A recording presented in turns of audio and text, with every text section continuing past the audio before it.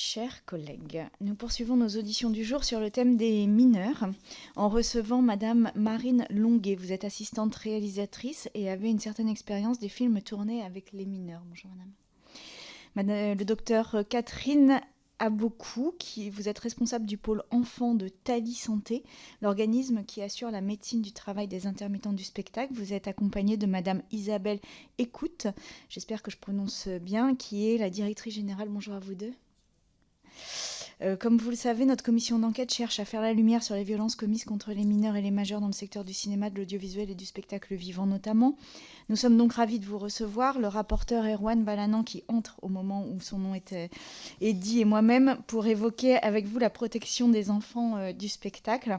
Je vous laisserai peut-être nous rappeler dans un premier temps le rôle de Thalie Santé dans ce domaine, avant d'écouter le bilan que vous pouvez tirer de vos pratiques professionnelles respectives. Je rappelle que cette audition est ouverte à la presse, qu'elle est retransmise en direct sur le site de l'Assemblée nationale. Avant de vous laisser la parole et d'entamer nos échanges pendant environ 1h15, je vous rappelle que l'article 6 de l'ordonnance du 17 novembre 1958 relative au fonctionnement des assemblées parlementaires impose aux personnes entendues par une commission d'enquête de prêter serment, de dire la vérité, toute la vérité, rien que la vérité.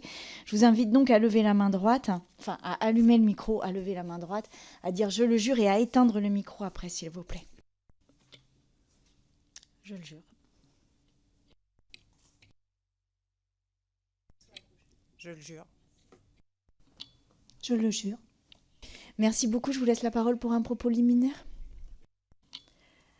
Madame la Présidente, Monsieur le rapporteur, Mesdames et Messieurs les députés, je vous présente en quelques mots Thalie Santé. Donc Thalie Santé est le service de prévention et santé au travail de référence pour les industries culturelles et créatives, spectacles vivants et enregistrés, médias, pubs, intermittents du spectacle, mannequins, pigistes. Il est issu de la fusion de deux services et nous intervenons donc, comme vous l'avez dit, en médecine du travail dans ce secteur depuis 1958. Nous sommes une association avec un conseil d'administration paritaire, une commission de contrôle et une commission médico-technique. Thalie Santé a reçu en mai 2022 l'agrément du ministère pour exercer l'ensemble de ses missions. Cet agrément est accordé conformément à la loi pour une durée de 5 ans. Et à ce titre, nous travaillons avec la DRIETS et nous sommes amenés à avoir des liens avec l'inspection du travail. Nous suivons des salariés classiques, CDI, CDD, mais aussi, comme vous l'avez dit, des populations atypiques en matière de contrat de travail, tels les intermittents, les enfants, les mannequins et les pigistes. Nous travaillons en partenariat étroit, et c'était une des questions avec les deux CCHSCT de l'audiovisuel et du cinéma, ainsi qu'avec Audience Mutuelle du secteur et l'AFDAS, qui est l'organisme collecteur de formation pour les opérations de prévention. Concernant les enfants, en France, les industries culturelles et créatives telles que le cinéma disposent d'une dérogation pour l'emploi des mineurs de moins de 16 ans.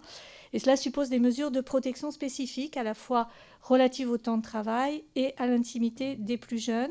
Et le pôle enfant de Thalie Santé existe depuis 1989.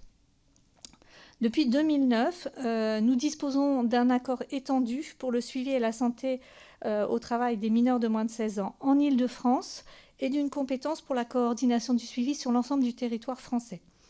Les équipes pluridisciplinaires de Thalie Santé ont aussi pour mission de conseiller et accompagner les employeurs dans la mise en œuvre de la prévention des risques professionnels de ces jeunes salariés. Thalie Santé collabore avec les pouvoirs publics et les partenaires sociaux. Ça, c'est très important parce que nous avons un conseil d'administration paritaire pour élaborer le suivi, les modalités de suivi, en lien avec sa commission médico-technique. Et donc ce suivi attentif de l'état de santé des enfants du spectacle, tenant compte de la réalité et de la variété des prestations scéniques ou audiovisuelles. Ce peut être donc des comédiens pour le cinéma ou le théâtre, des comédiens pour les doublages de films, mais aussi des artistes de cirque, des danseurs, des chanteurs. Les enfants sont suivis donc par un pôle dédié qui comporte 4 médecins, 2 assistantes, et dont le docteur Catherine Abokou est le médecin référent. Nous rencontrons chaque année en moyenne entre 1500 et 1800 enfants dans nos locaux qui sont situés avenue Dauménil. Et je vous propose que le docteur Abokou donc vous explique le déroulé de ce suivi et après on répondra évidemment à toutes vos questions. Merci Isabelle. Vous m'entendez mieux ? Parfait. Madame la Présidente, Messieurs, Mesdames les membres de la Commission, je vous remercie de cette opportunité qui m'est donnée aujourd'hui de vous présenter le travail qui est mené par le Pôle Enfant dans le cadre de la protection de la santé des enfants qui travaillent dans les industries culturelles et créatives. Une chute mal maîtrisée, mal réalisée, donner vie à un personnage pendant plusieurs semaines, un personnage malheureux, embrasser un partenaire, contracter le palu lors d'un tournage, devenir l'objet d'un dénigrement ou d'un engouement des réseaux sociaux, travailler dans un environnement toxique, sont autant de risques, de situations qui peuvent rapidement se transformer en fait violence et qui peuvent du coup compromettre la sécurité et le bien-être des enfants. Les enfants qui travaillent dans ce secteur font face à des risques multiples. Je n'en ai donné que quelques exemples.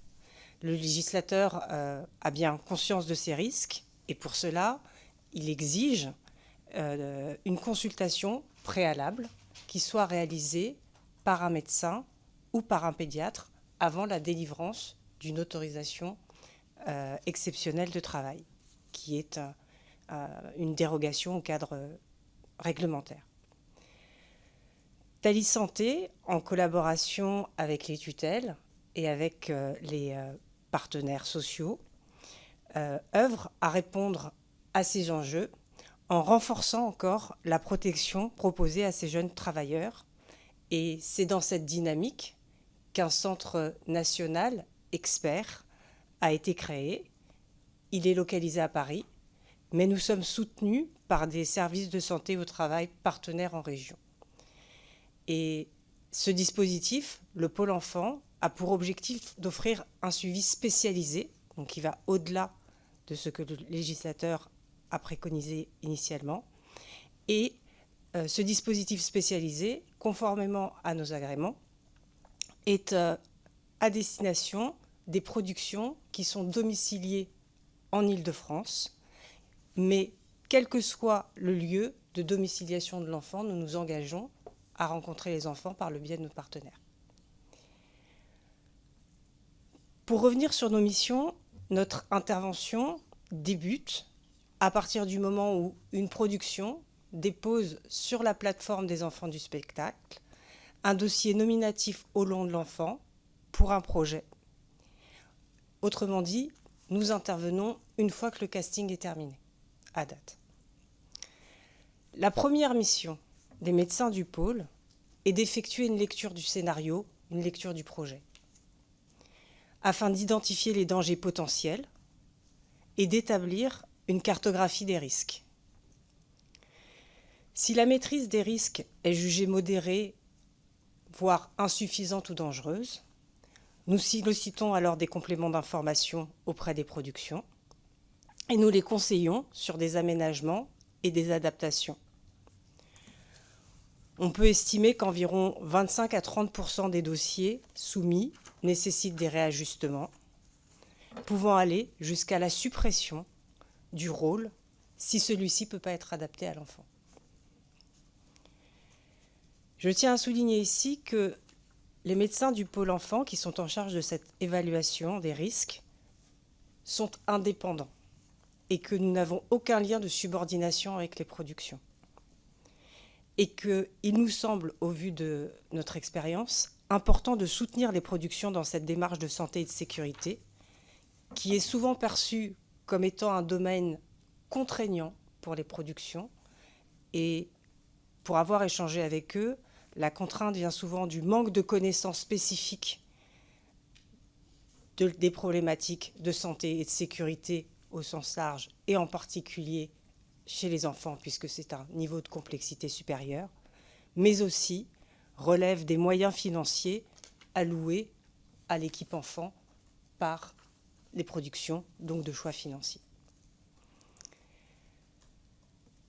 Mais si nous sommes conseil des employeurs, nous sommes aussi conseil de l'enfant et de ses parents en matière de santé physique, émotionnelle et psychologique. Après le casting, mais avant le premier jour de tournage, l'enfant et ses parents bénéficient d'une consultation avec un des médecins du pôle. Le nombre de visites nécessaires pour rendre un avis est laissé à l'appréciation du médecin. Le médecin peut décider de voir à plusieurs reprises l'enfant avant de donner son avis. Il peut aussi décider, s'il le juge pertinent, de reconvoquer pendant le tournage. Et dans des situations complexes, il peut s'appuyer sur une psychologue afin d'obtenir une évaluation complémentaire. J'aimerais dire ici que le premier conseil de l'enfant est son parent. Et lors des visites, nous faisons régulièrement le constat de parents qui sont confrontés à un manque d'information, tant sur le contenu du travail qui va être réalisé par l'enfant. Au-delà des scènes qui ont été jouées lors du casting, il n'y a pas forcément connaissance des autres scènes.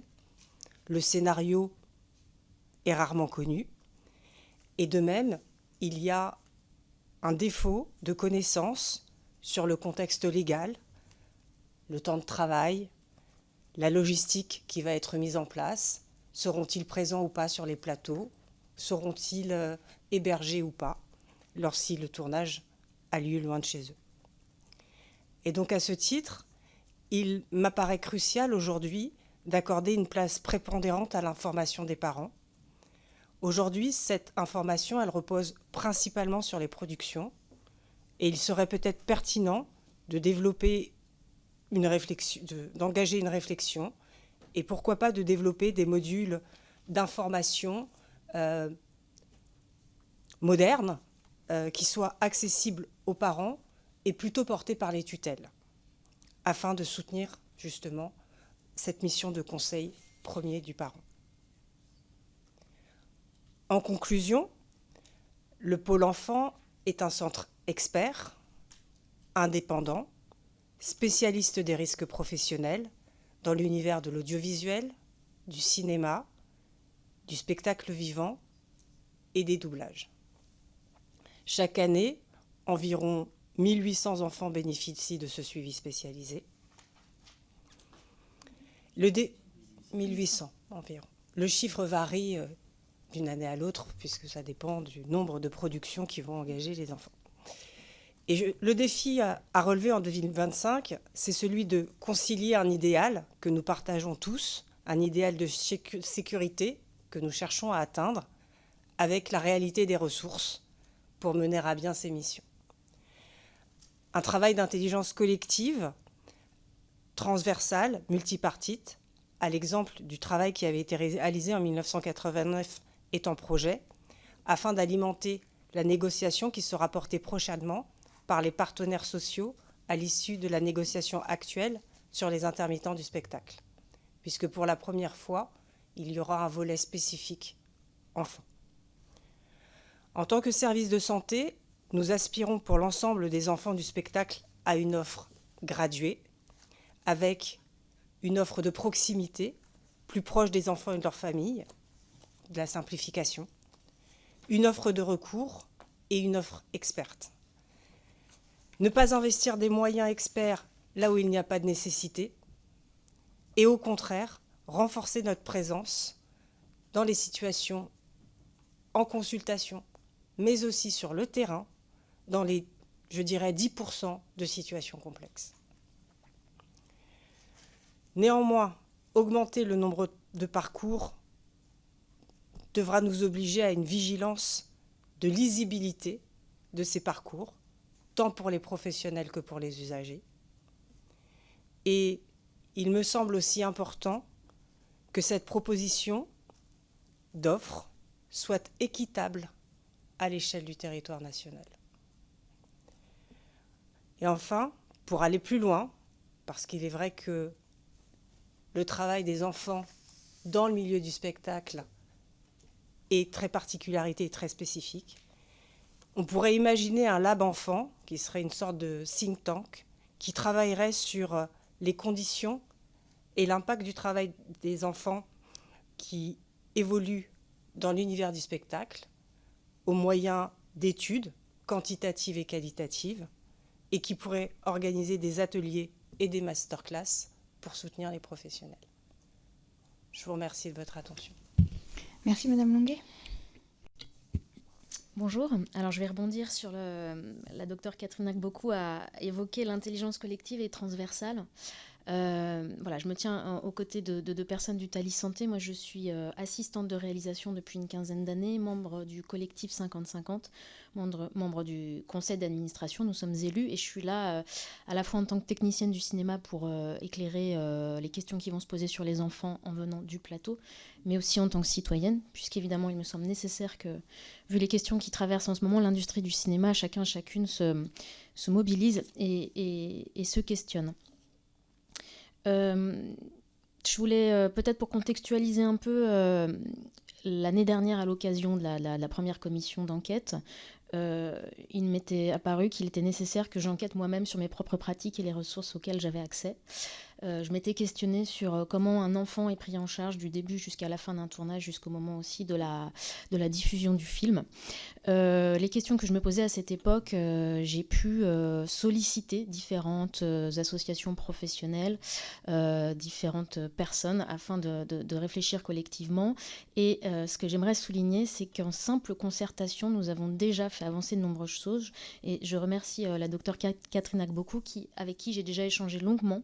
Et nous nous sommes rendus compte que tout simplement en se concertant, en connaissant nos pratiques, nous pouvions déjà évoluer et faire remonter le degré de prévention concernant les enfants, les mineurs, la condition des mineurs sur les plateaux. En revanche, il y a évidemment besoin de plus de moyens, puisque depuis quelque temps, l'industrie du cinéma, on nous donne des outils afin de lutter contre les violences diverses et variées, le harcèlement, les violences sexuelles.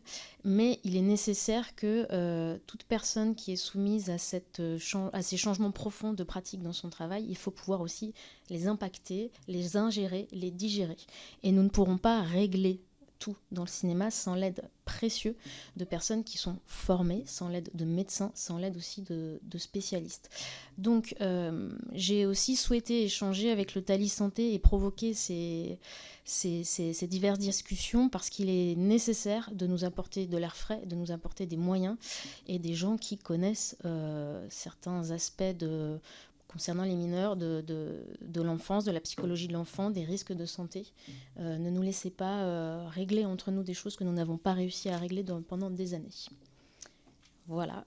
Et tout simplement aussi, peut-être, n'hésitez pas à me poser des questions assez pratiques. Je ne suis pas chef sur les plateaux, mais je suis responsable enfant. Donc je n'ai pas les mêmes responsabilités qu'un employeur ou qu'une employeuse. Je n'ai pas les mêmes enjeux. Je n'ai pas la même relation au réalisateur ou à la réalisatrice. Je n'ai pas les mêmes enjeux de réussite. Je n'ai pas les mêmes enjeux de satisfaire ou non les attentes d'un réalisateur ou d'une réalisatrice. Je suis là pour assurer que l'enfant comprenne ce qu'il vive, assurer le lien avec la famille et possiblement les institutions qui peuvent aider les enfants. Voilà. Je vous remercie beaucoup. Ma première question s'adressera au docteur Agbokou. Merci pour vos propos liminaires. Vous avez parlé de moduler les moyens en fait, mis en œuvre en fonction des besoins. Mais vous êtes passé un peu rapidement dessus pour qu'on comprenne bien ce que vous aviez en tête. C'est-à-dire, est-ce que les visites préalables font partie de ces besoins que vous voudriez moduler, ou est-ce qu'au contraire, il faut maintenir les visites préalables et moduler après le suivi? En fait, où est-ce que vous souhaiteriez qu'il y ait une forme d'adaptation à la situation? Je pense que la question est assez vaste, mais je vous remercie. J'espérais que vous me poseriez quand même cette question. Voilà, c'est fait. C'est-à-dire, je vous ai dit, quand nous, on intervient sur à peu près 30% des dossiers. Voilà. Mais on lit tous les dossiers. Mais ça veut dire qu'il y avait quand même 70% des dossiers qu'on va lire. On va repérer les dangers ou l'absence de danger et on va estimer que la maîtrise du risque est bonne. Bien qu'on ait estimé que la maîtrise du risque était bonne et que le travail était fait, on va quand même mobiliser une consultation. Et je pense qu'aujourd'hui, elle est importante, cette consultation, parce qu'il y a des défaillances ailleurs. Et comme je le disais tout à l'heure, les parents n'ont pas suffisamment d'informations, ne sont pas suffisamment outillés pour qu'on puisse imaginer qu'il n'y ait pas de consultation à ce jour. Si on imaginait que les parents et les enfants puissent avoir un niveau d'information la question est à réfléchir. Est-ce que lorsque un enfant s'inscrit dans une agence de casting, est-ce que c'est pas à cet endroit-là, par exemple, qu'il pourrait y avoir un premier niveau d'information en même temps qu'on signe, en disant, je sais pas moi, auprès de la Driette ou ailleurs, une petite vidéo à visionner sur effectivement les bases de l'exception, le caractère déjà exceptionnel de cette activité, des informations sur les horaires, sur les plateaux, voilà, qu'il y ait un certain nombre d'éléments, que bien évidemment il y ait un regard médical, et ça je pense que c'est important, mais qui pourrait s'appuyer par exemple sur une déclaration que cet enfant est bien suivi avec son carnet de vaccination à jour pour nous rassurer, parce que ça fait quand même partie des obligations légales, et qu'on puisse, dans ce type de situation, donner une autorisation sur dossier, sur papier, ce qui ferait gagner du temps à tout le monde,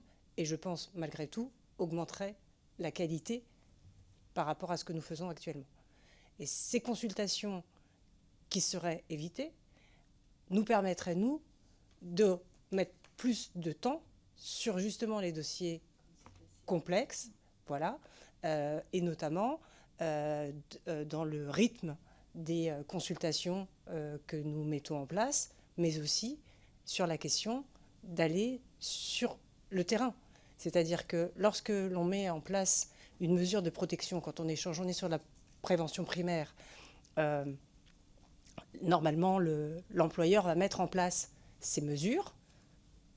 Il peut arriver que des fois ça ne soit pas mis en place, puisque nous revoyons par exemple des enfants sur d'autres projets, et quand nous les revoyons, nous leur demandons comment ça s'est passé. Et on s'aperçoit que des fois, de l'alpha à l'oméga, il s'est passé un certain nombre de choses. Donc je pense qu'aujourd'hui, alors que ça fait partie de nos missions, on a désinvesti ce champ-là parce qu'on est complètement pris par les consultations, et que sinon, en fait, on empêcherait des projets de se faire. Est-ce que ça répond bien à votre question ? Merci beaucoup, c'est parfait. Merci beaucoup, monsieur le rapporteur. Juste une première précision pour nous et pour ceux qui nous regardent. C'est vous qui faites en réalité les visites médicales en délégation pour la médecine du travail, la visite médicale obligatoire. C'est vous qui la réalisez. On est d'accord ? Voilà. Ouais.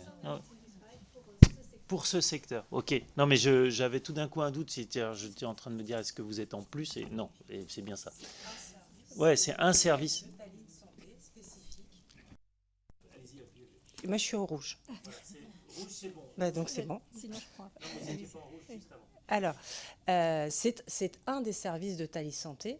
Thalys Santé étant le service de santé au travail qui s'occupe de la profession. Juste revenir sur un élément qui me semble très important. Moi, je trouve que c'est une assez bonne idée de voir comment on pourrait moduler et de se concentrer sur les cas plus lourds, et à voir comment ça pourrait être amélioré. Ça me semble évident. Sur la question des parents, parce que moi, ça me semble être un sujet extrêmement important. Les enfants... ils sont sous la responsabilité des parents, et le référent principal, c'est normalement le parent. Alors, première question sur ce que vous nous avez indiqué sur comment mieux former les parents. Vous avez là parlé d'une première piste, c'est-à-dire de donner peut-être des obligations aux agences de casting de mieux informer. Il faudrait qu'on puisse aussi voir l'effectivité de cette information. Ça va c'est pas nécessairement évident. Vous avez aussi parlé de quelque chose qui pourrait reposer, qui pourrait être à la charge des tutelles. Donc vous pensez là au ministère de la Culture, j'imagine, qui pourrait avoir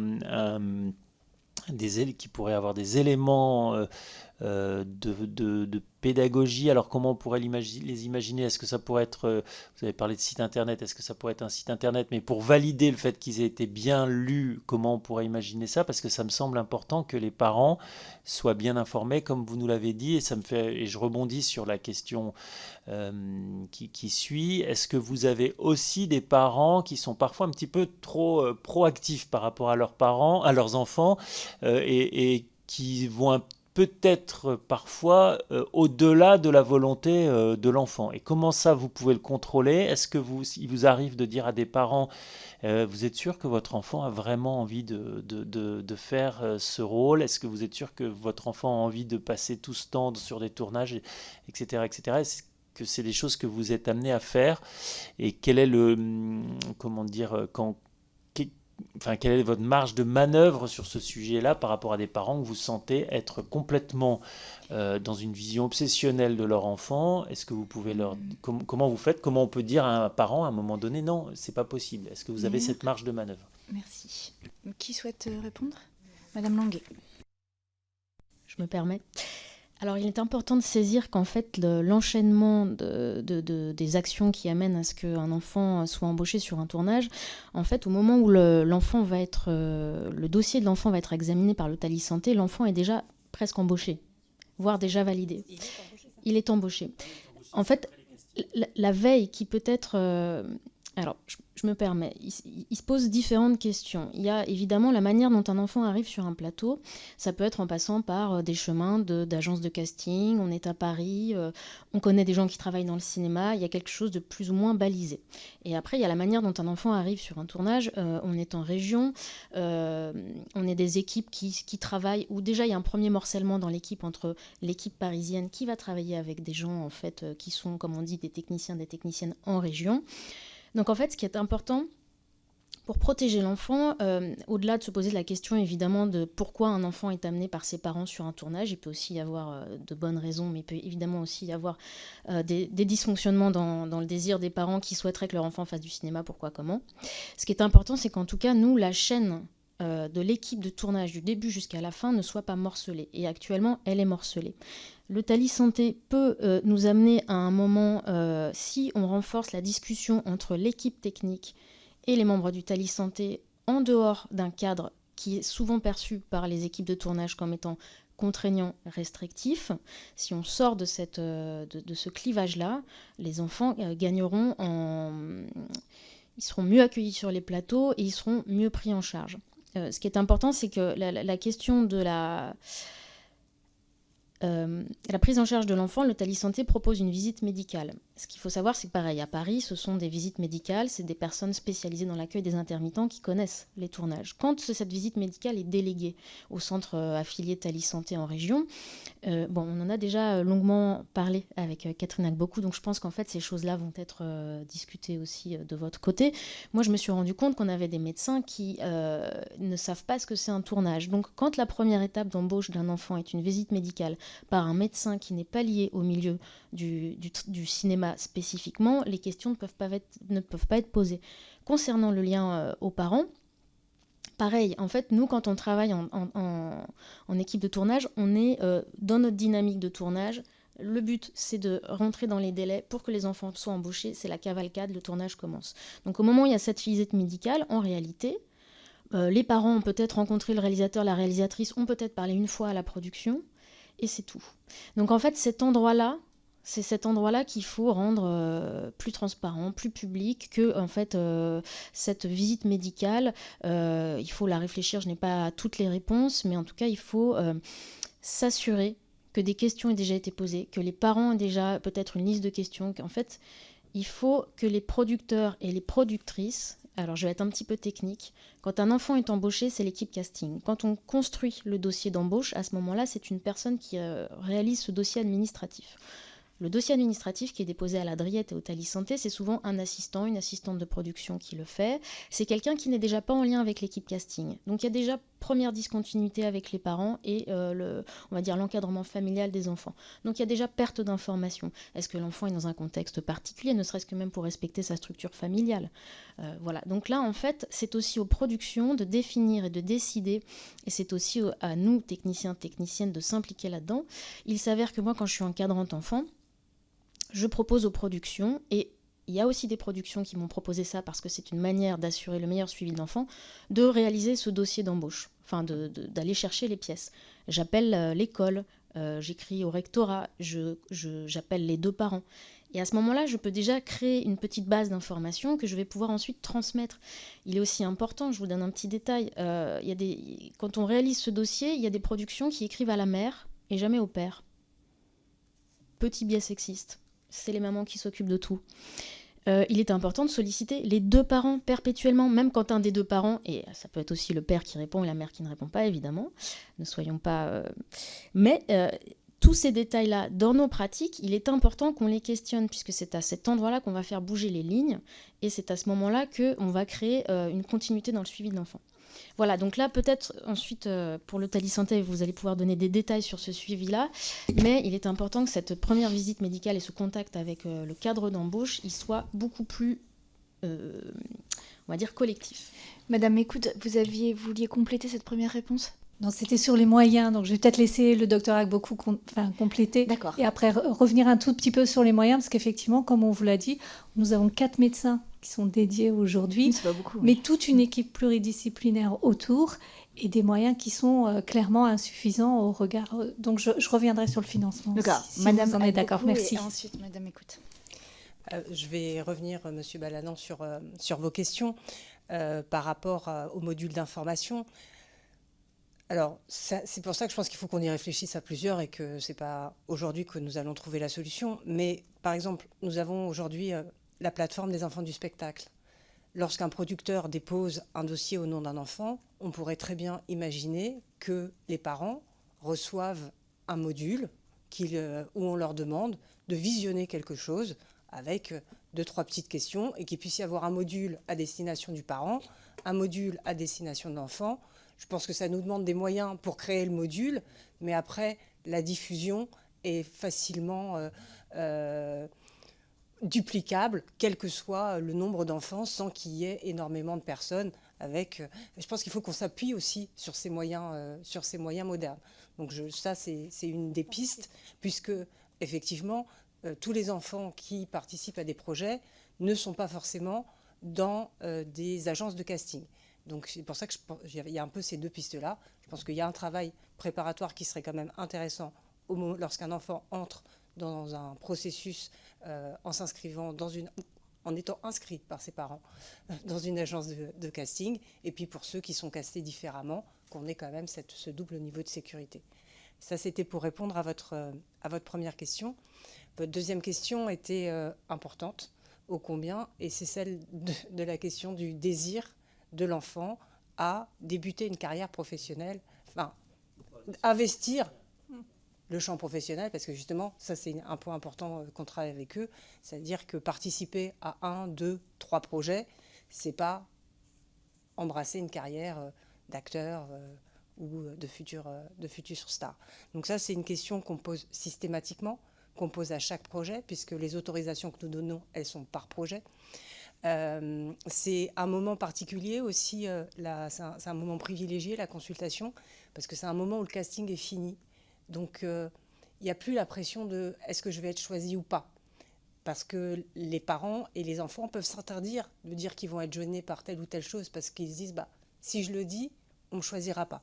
Donc nous, on redonne une possibilité à l'enfant et aux parents de pouvoir, en ayant fait justement l'analyse des dangers, re-questionner leur positionnement par rapport à ces dangers. Et on peut retourner vers des productions en disant que cet enfant qui avait dit qu'il était d'accord pour qu'on lui rase la tête, quand on le réinterroge, manifestement, ça a l'air de coincer un petit peu et de discuter avec la production en disant voilà, est-il vraiment nécessaire de réaliser cette action dans le réel? Peut-on le suggérer autrement par des effets spéciaux? Peut-on imaginer différentes choses de façon à ce que cet enfant se sente quand même plus confortable, bien qu'il est vrai, et là, qu'il est lors du casting, il dit que ça ne lui posait aucun problème. Donc voilà, donc c'est sur des éléments comme ça, ce moment est important. Et quand on questionne le désir de l'enfant, c'est aussi qu'est-ce qu'il connaît du projet, qui l'a rencontré, est-ce qu'il a lu le projet, est-ce qu'il a eu accès à ces scènes, enfin voilà, c'est-à-dire quel est un peu son investissement. Un enfant qui vient et qui ne sait absolument pas où il met les pieds, nous, ça nous questionne. C'est-à-dire que finalement, qu'est-ce qu'il vient chercher à cet endroit-là.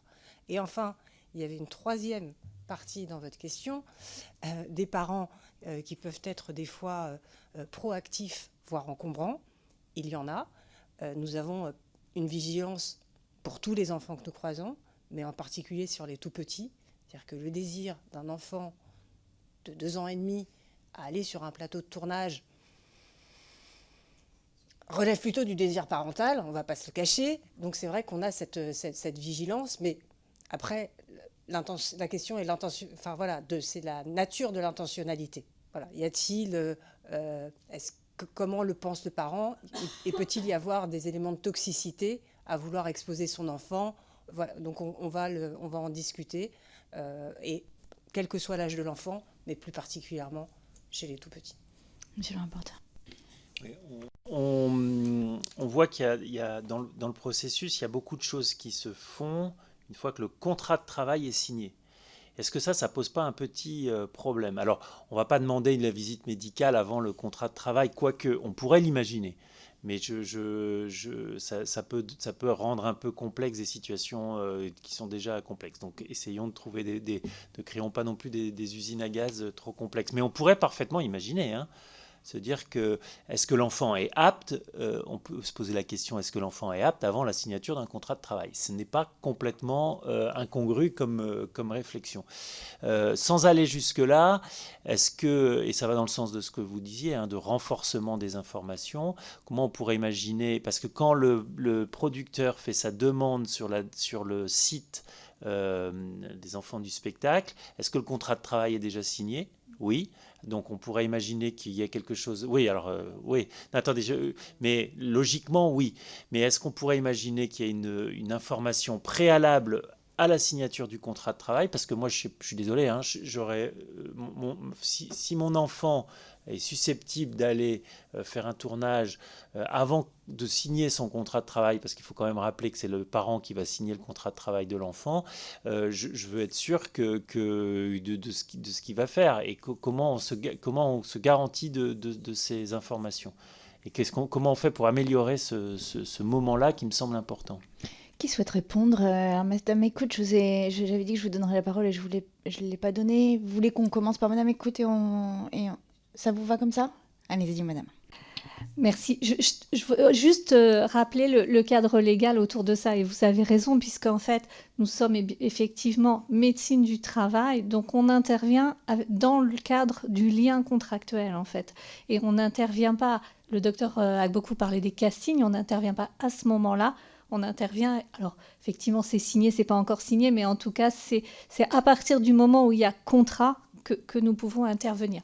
Juste un mot sur le mode de financement, parce que la médecine du travail en France, elle est financée ce qu'on appelle per capita. Et ça c'est important pour l'ensemble des CDI et des CDD, à l'exception de ces populations intermittentes du spectacle dont les enfants font partie, où là notre mode de financement est très différent et pas du tout à la même hauteur, puisque là, on est financé sur un pourcentage de la masse salariale. Donc, aujourd'hui, il y a une négociation qui se fait entre les partenaires sociaux. L'accord de 2009 est en train d'être rediscuté par rapport à ça. Enfin voilà, je voulais juste revenir sur ce cadre législatif parce que finalement, les moyens, c'est ce qui peut nous permettre d'aller plus loin et effectivement de faire plus de choses. Sur l'aspect nouvelles techno aussi, il faut quand même qu'on en dise un mot puisqu'on a aussi un projet pour les intermittents de prévention à travers des e-learning et on pourra adapter effectivement un certain nombre de e-learning pour les enfants du spectacle. Merci. Madame Agbougou. Alors, vous avez eu donc la réponse, effectivement, nous intervenons une fois que le contrat est signé. Pour rebondir sur ce que Madame Longuet disait, une des difficultés, c'est ça. C'est-à-dire qu'aujourd'hui, sur la plateforme des enfants du spectacle, il y a des attendus lorsque l'on dépose son dossier pour qu'il soit considéré comme recevable. Si je me fais référence à la dernière commission, j'ai quand même 2 productions qui ont déposé leur dossier, considéré que ce dossier était recevable, sans me mettre le scénario. Voilà. Donc, il y a quand même une certaine difficulté et qui vient en fait que c'est un exercice fastidieux. Il y a déjà d'autres choses à régler et que ça, finalement, c'est le petit truc accessoire et on se dépatouille comme on peut. Et puis, en plus, il y a un peu l'idée que lorsqu'on l'envoie, on ne sait jamais ce qu'on va avoir en retour, mais certainement parce qu'en fait, il y a une méconnaissance de ce qui est notre travail et les risques en fait, professionnels auxquels peuvent être exposés les enfants. Donc ce manque de connaissances explique ce désinvestissement. Voilà, c'est comme un élève moyen qui se dit bon, je suis pas très à l'aise et je vais essayer de passer au travers. On verra bien ce qui se passe. Donc ça, c'est un des points. Et pour revenir sur votre question des parents, c'est compliqué quand même, puisque le plus souvent, c'est quand même le désir de l'enfant qui est là. Donc les parents ont envie de bien faire et l'univers du spectacle bénéficie d'une cote de popularité. Voilà. Et lorsque on y va, il y a un casting, il faut être choisi. Donc d'une certaine manière, de façon implicite, il y a un lien de subordination. Donc là où on pourrait s'attendre, comme ce qui se passe dans tout autre secteur en tant que parent, si un parent inscrit son enfant dans une activité, à savoir les horaires, comment, pourquoi, qui va chercher, comment on fait, dans le milieu du spectacle, l'enjeu, il est à être sélectionné. Donc, tout ce qui est un peu à côté, on n'a pas vraiment lu la lecture du scénario, on ne sait pas trop, mais on se dit que c'est une grande maison, c'est une maison qui a une bonne réputation, on va faire confiance. Et c'est comme ça qu'effectivement, on a des trous dans la raquette qui peuvent à terme être préjudiciables. Et c'est pour ça que notre espace, qui est un espace indépendant, neutre, qui malgré tout est après le casting, il y a peut-être des choses qu'il faudrait faire avant, mais ce n'est pas notre objet aujourd'hui en tant que service de santé au travail, est un espace important parce que c'est un espace effectivement où il y a une tempête qui a eu lieu avec le casting, il va y avoir une tempête avec le tournage et les autres projets, et dans cet espace, on peut re-questionner posément un certain nombre de choses sans avoir à jouer sa place. Madame Legrain, vous aviez une question. Non, priorité à vous, Madame Longuet. Je me permets, je complète. Concernant le contrat de travail, sachez que lorsqu'il est déposé sur le site de la Driette, il s'agit d'un projet de contrat de travail qui va donc valider le nombre de journées de travail. Il n'est en aucun cas détaillé les actions de l'enfant. Concernant la lutte contre les violences sexistes et sexuelles dans le cinéma, lorsque l'avenant à la convention collective a été signé au Festival de Cannes l'année dernière, des paragraphes ont été rajoutés pour aider, concernant les comédiens et les comédiennes, à décrire ce qu'ils allaient accepter ou non, pour les scènes de nu, pour tout ça. Concernant les enfants, dans le contrat, il n'y a pas de détail des actions. Donc en fait, le contrat n'est pas malheureusement un outil pour les parents de compréhension de l'action des enfants et n'est pas un moment de questionnement des employeurs. Donc ça, c'est potentiel. Alors, nos contrats sont assez simples et que je ne sais pas pourquoi toutes les actions ne sont pas décrites à l'intérieur, puisque cette commission a aussi pour vocation à proposer des solutions. Moi, j'attire votre attention sur le fait vraiment que ce dossier qui est constitué et qui est même parfois réalisé par des stagiaires dans les productions, il est important que les producteurs et les productrices, et certains le font, s'impliquent dans ce dépôt de dossier, parce que là, ils sont assez lointains. Ce sont des pièces administratives qui sont déposées sur une plateforme alors qu'il y a des éléments clés. Je me permets de revenir là-dessus. Vous en parliez tout à l'heure, tu en parlais tout à l'heure, il y a la question de l'analyse des risques d'un scénario, par exemple. Le scénario élu, il y a une analyse des risques qui est menée. Cette analyse de risque, elle est menée par qui ? On ne demande jamais à une personne spécialisée dans l'enfance ou je ne sais quoi. Voilà. Ah, ok. Et donc, du coup, juste pour rebondir sur ce contrat, vu qu'il ne décrit pas l'ensemble des actions, ce qui va définir l'ensemble des actions nécessitant un contexte particulier, ce sera cette analyse des risques. Mais voilà, les parents sont démunis, puisque c'est aussi le moment où dans l'équipe, il y a le moins de monde, puisqu'on est vraiment le casting est terminé et la prépa n'a pas réellement commencé avec l'ensemble des membres de l'équipe. Il serait intéressant aussi de solliciter et d'impliquer producteurs et réalisateurs au moment du dépôt de ce dossier. Merci. Madame Legrain et après Madame Legrain. Merci Madame la Présidente. Merci beaucoup à vous trois pour ces exposés. Il a été beaucoup question au niveau des temporalités de l'avant-tournage et d'un contrat qui intervient un peu tard. Je me posais la question aussi du suivi post-tournage. De quelle façon le lien est-il conservé avec les enfants après un tournage ? Parce que j'imagine on sait que c'est des temporalités très courtes en fait, les tournages, même si c'est déjà beaucoup pour des enfants. Il y a peut-être des choses aussi qui peuvent se déclencher après en termes de troubles ou même en termes de signalement malheureusement malheureusement quand ils ont eu à vivre des éléments problématiques. Est-ce qu'il est prévu un suivi après, et est-ce qu'on a une visibilité sur le taux de nouveaux comptes, enfin de sérialité des contrats chez les enfants, parce que j'ai l'impression que autant quand on parle des majeurs, on parle d'un métier, donc les gens vont ensuite faire d'autres tournages. Les enfants, c'est peut-être moins le cas, et on peut aussi se retrouver du coup à louper peut-être des choses qui se sont produites, ou à avoir des enfants qui vont ressortir mal d'une expérience de tournage et ne plus continuer. Donc comment a-t-on cette vision-là sur l'après-tournage? Je vous remercie. Qui souhaite répondre? Madame Agbokou.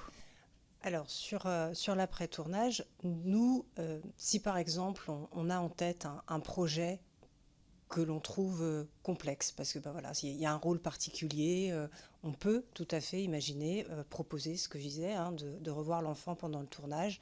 Et il arrive aussi, à ces moments-là, en général, on s'appuie sur la psychologue qui revoit plusieurs fois l'enfant après le tournage, pour essayer pour s'assurer que, en tout cas dans le court terme, tout va bien, puisqu'après, effectivement, dans le plus long terme, on ne suit pas les enfants pendant des années après un tournage.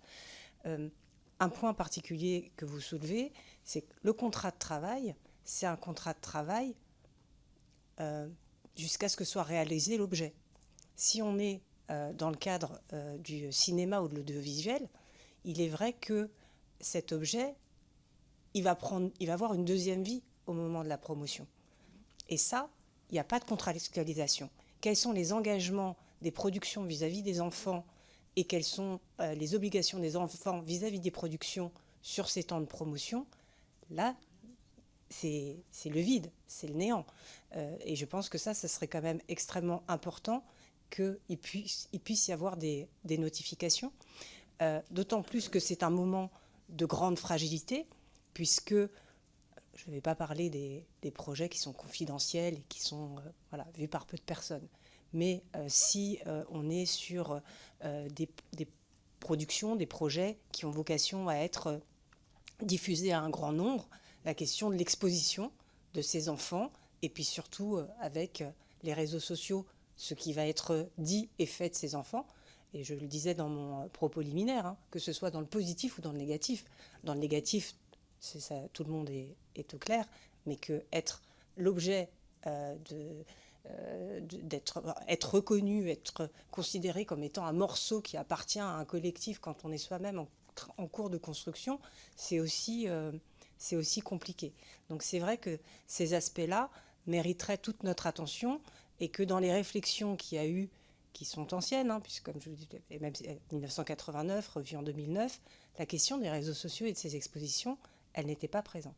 Et encore de façon plus exagérée, lorsque l'on est sur un film ou une production qui a vocation à traiter d'un sujet polémique, qui met en scène cet enfant, mais cet enfant, l'enfant sait que nous, on a travaillé avec lui sur le fait que ce n'est pas lui, c'est un autre. Mais pour la personne qui regarde, si le travail est bien fait, et plus le travail est bien fait, plus il y a une assimilation entre le personnage et la personne. Et là, c'est extrêmement compliqué, et ça peut être dommageable. Votre question était de dire comment est-ce qu'on fait le suivi. C'est ce que je disais, aujourd'hui, les données que l'on a et qu'on pourrait exporter sont pauvres, très très pauvres, parce que réaliser ce type d'enquête nécessite des moyens financiers, de l'argent, d'autant qu'il y a quand même un volume assez important d'enfants. Vous l'avez dit aussi, on a des enfants qui vont faire une expérience dans le milieu du cinéma, dans le milieu des ICC, pas que le cinéma, puis c'était une expérience unique. Après, il y a les castings, ça n'a pas marché, etc. Faire la différence avec un enfant qui ne reviendrait pas parce qu'il y a une problématique, et puis c'est aussi une période de construction développementale, donc la continuité et la stabilité est un peu différente d'un professionnel qui s'est engagé dans une carrière. On voit un trou, et ça repart ou ça repart pas, et là on se dit effectivement il y a une cassure. Là c'est plus compliqué. Donc oui, il y aurait intérêt à ce qu'il puisse y avoir un observatoire, un lab qui creuse plus loin ces questions. Et on parlait tout à l'heure, il y a des productions qui nous livrent des projets qui sont bien menés, bien construits. Et je dirais que ce qu'on constate souvent, que ces productions, c'est soit parce qu'il y a dans la production une personne qui est attachée très spécifiquement à la question de l'enfant et qui en a fait un cheval de bataille, mais on le voit aussi dans des productions qui croisent avec des productions étrangères et qui s'appuient potentiellement sur d'autres modèles. Et je pense que là aussi, pareil, nous avons un seul... Il faudrait que ce soit le mieux 10 ans qui s'applique. Ouais. Voilà. Et puis après qu'on croise, voilà, on a nos partenaires européens, chacun fait un peu à sa manière, et je pense qu'un lab nous permettrait effectivement de sortir une meilleure pratique et puis des datas aussi. Mes excuses parce que je suis maîtresse du temps et que ça n'est pas complètement simple comme tâche. Monsieur le rapporteur. Oui, merci. Alors, juste avant de poser ma question, sur la question qui est une question qui est soulevée par Sarah Legrain, c'est la question de l'après. C'est important, sachant que l'après, on a des volets sur le droit moral de l'enfant, sur le droit d'auteur, de choses qui ont été contractualisées à la minorité de l'enfant, donc qui ont été contractualisées par les parents et qui, à partir de 18 ans, peuvent changer complètement la donne. Donc, il faudra on va regarder un petit peu le cadre légal de tout ça, mais c'est un vrai sujet, c'est-à-dire en quoi l'engagement des parents à 15 ans pour une jeune actrice vaut l'engagement de l'actrice à partir du moment où elle a 18 ans. C'est un vrai sujet. Alors, sur la question, depuis le mois de mai, il y a l'obligation de l'accompagnement des enfants par un référent, un coach enfant. En quoi ces postes pourraient être liés à vous et à votre travail, c'est-à-dire que justement dans la constitution des dossiers, on pourrait peut-être imaginer qu'ils soient aussi en charge de nourrir le dossier, de faire l'information des parents, de faire ce suivi, en quoi ils pourraient être des aides pour vous, et est-ce qu'on peut imaginer qu'ils devraient ou qu'ils pourraient être certifiés par vous d'une façon ou d'une autre? Merci, ce sera la dernière question. Je vous propose d'être un peu concise, je suis désolée. Mais... Allez-y, Madame Longuet. Je vais être concise. Pour simplement rebondir sur l'après-tournage, sachez que le bien-être des enfants n'est assuré uniquement par l'éthique des personnes qui travaillent et qui prennent des nouvelles après un tournage, puisque nous n'avons aucune obligation de faire un rapport de la manière dont s'est déroulé le tournage. Le Thalys Santé Ladriette nous demande comme preuve, c'est des factures si on a dû faire appel à Academia pour le suivi scolaire. Mais par exemple, savoir si un tournage s'est bien passé, à la fin d'un tournage, personne ne nous demande, en tant que coach, en tant que producteur, de faire une petite note de service disant pas d'incident. Voilà, moi j'ai cette nouvelle pratique, mais c'est sur ma simple volonté. Fin de tournage, j'écris une petite note de fin de tournage que j'adresse aux directeurs, directrices de production, potentiellement à des producteurs dont parfois les producteurs ne sont même jamais venus me saluer comme de connaître qui s'occupe des mineurs sur les plateaux. Certains producteurs ne s'en soucient pas. Pour rebondir sur la... Pardon, votre question exactement. Ah oui.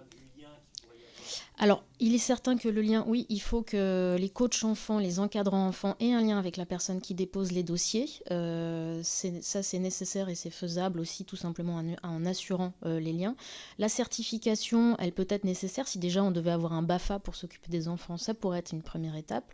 En revanche, il faut faire très attention à la spécificité de la connaissance du plateau pour être en capacité de faire face à un réalisateur, une réalisatrice ou une pression de production. Quand on a 20 ans, qu'on n'a jamais travaillé, dire non.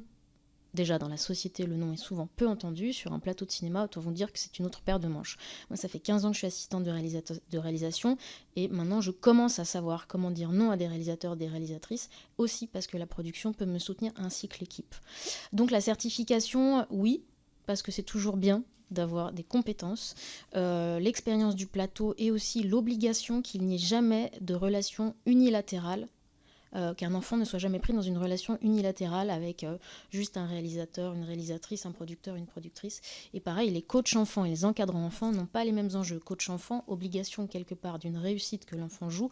Encadrant, on doit travailler, il faut en fait séparer les pouvoirs et c'est une manière de garantir un contexte bienveillant et non harcelant ou agressif. Séparer les pouvoirs, voilà.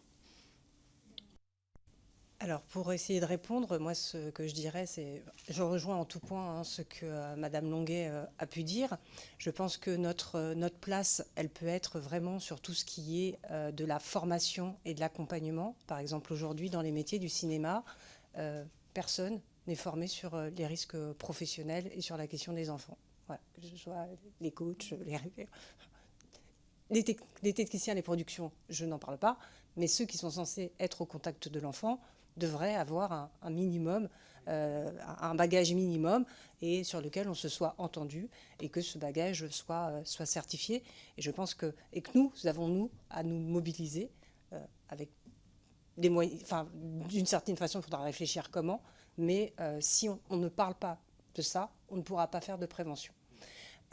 L'autre point, c'est qu'à mon avis, si on améliore la formation, on améliorera le rendu, puisque les productions vont pouvoir s'approprier ce domaine-là, l'investir et le personnifier, et donc la qualité va augmenter et les dossiers pourront être mieux déposés. Et nous avons sur la plateforme quand même des dossiers qui sont vraiment très bien déposés.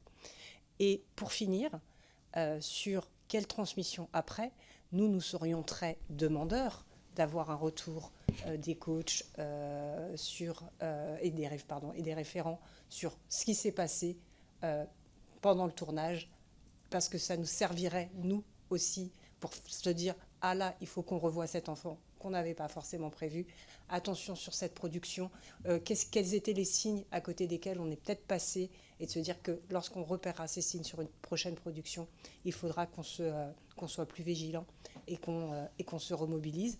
Donc nous, on serait demandeurs. Mais aujourd'hui, notre cadre ne nous permet absolument pas de demander aux productions d'investir du temps et de l'argent pour le faire. Et si on pouvait les y encourager, voilà. Maintenant, de façon artisanale, avec certaines personnes, partenaires, on a des retours qu'on fait de façon informelle, et c'est sur la bonne volonté et l'engagement éthique de certains professionnels. Est-ce que, juste rapidement, parce que c'est important ce point, est-ce qu'on pourrait imaginer justement dans le renforcement de vos attributions et de vos responsabilités, et dans cette idée de modularité dont vous nous avez parlé tout à l'heure, que pour certains films, certains scénarios, certaines productions que vous analysez, qu'il y ait cette obligation d'accompagnement avec cette obligation qui est dans la Convention, mais une obligation renforcée pour que vous ayez un contact et des éléments qui vous soient obligatoirement fait sur un long tournage, par exemple, un point hebdomadaire, des choses comme ça. Est-ce qu'on pourrait imaginer ça? Est-ce que ça vous serait très utile? Très rapidement, s'il vous plaît. Alors, très rapidement, je pense qu'il y aurait quelque chose à penser de ce côté-là. Après, à creuser, parce que hebdomadaire, c'est peut-être voilà. Mais qu'il y ait un retour, c'est-à-dire que oui, nous, on a mis en place, on a fait des demandes, on a fait des explications, mais finalement, sur le terrain, là où nous ne sommes pas trop, qu'est-ce qui se passe? Quel retour de la part, pas de la production, qui a d'autres enjeux, mais de la personne qui, normalement, au sein de la production, a en charge la sécurité et le bien-être de l'enfant. Je vous remercie beaucoup, mesdames. Donc là, le rapport sortira au mois d'avril. D'ici là, et jusque fin février, vous pouvez nous faire parvenir des éléments écrits qui compléteraient les éléments que nous avons abordés dans cette audition. Et nous les regarderons évidemment avec beaucoup d'attention. Si nous avons des questions complémentaires, nous reviendrons vers vous, évidemment. Je suis désolée parce que là, l'heure tourne, mais merci beaucoup à vous pour cette audition et à votre disposition pour des échanges complémentaires par écrit. Merci. Merci.